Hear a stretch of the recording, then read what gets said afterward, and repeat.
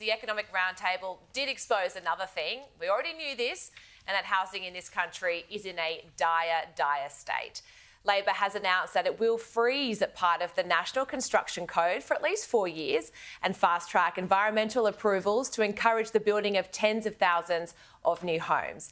Now, Labor actually ridiculed a similar proposal from Peter Dutton at the last election to freeze the code for a decade.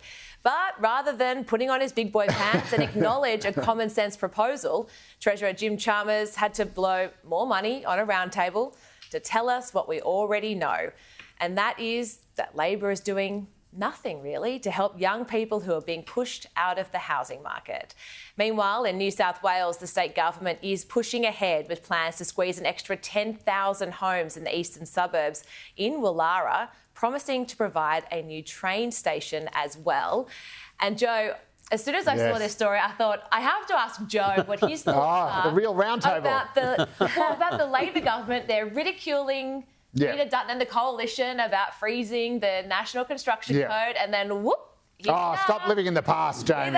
Stop living in the past. It's what's happening now that's important. We could have saved the money. Great new policy idea, blue sky thinking from the Treasurer's Productivity Roundtable, and now it's delivering the results. So I've written a lot about this roundtable, but also we had our own roundtable. So the Daily Telegraph staged its own real roundtable, an absolutely ridiculous idea that the editor came up with, and so of course I was the one who had to implement it. All jokes aside, that was a fantastic idea. We spoke to real people at the coalface, and the most important person I wanted to get on the table was a builder, a residential builder, and we got one. He was a great bloke called Matthew Haynes, and he said, absolutely, the National Construction Code is just killing us. They've got all these different layers of red tape. The council approval process alone is just a nightmare. Then you've got, the certifiers and the inspectors and the people who certify the inspectors. All these energy ratings and the inspectors who inspect the certifiers and just everything. So he was saying the average house, the average build, just to build a house takes about 18 months to 2 years to build. So you wonder if we're going to meet the targets. We won't. The New South Wales government's already admitted that. And so on top of all this, you've then got the federal government's own, icing on the cake on the bureaucratic layer cake, if you like, which is the National Construction Code. And it found that it was being updated about every 3 years, whereas on these big builds that they were doing, these could take up to 7 years from end to end, from, blueprint from go to woe.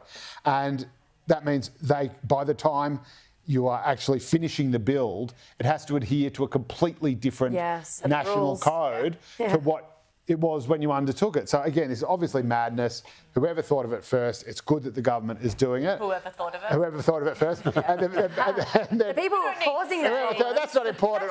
Well, as I say at the Daily Telegraph, Charlotte, all good ideas are the editors.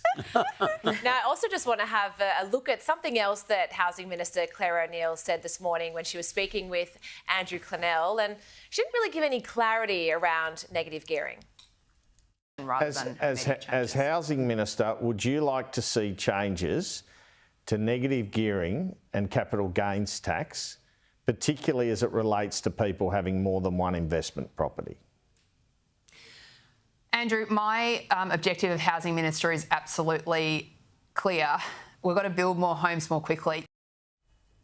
So, Kel, we got no answer out of that. No. Nothing at all. So do you think we are going to see some changes to negative gearing and capital gains, but Claire O'Neil doesn't want to talk about it? They'd like to. They would really like to, because, it is a left-wing socialist government. Joe keeps telling us it's centrist. It's nowhere near centrist. It's a left-wing government, and they want to tax everyone for everything. It's a huge mistake. You bring in negative gearing, you increase you disallow negative gearing on investment properties. What happens is the renters have got nowhere to go. The properties disappear from the market. It just doesn't work. So it's a total failure. That's why it was kibosh this time around, because we've got a rental crisis that is now greater than the home ownership or the home affordability crisis. So when it comes to creating a rental market, that's absolutely right. Negative gearing is insane. Is a necessary incentive, and getting rid of it is insane. But when it comes to housing affordability and young people being able to actually buy a home, let's stop making Australians have to compete with the rest of the world for a house. How about that's a good start? Yes. Yes. Well said, Evelyn.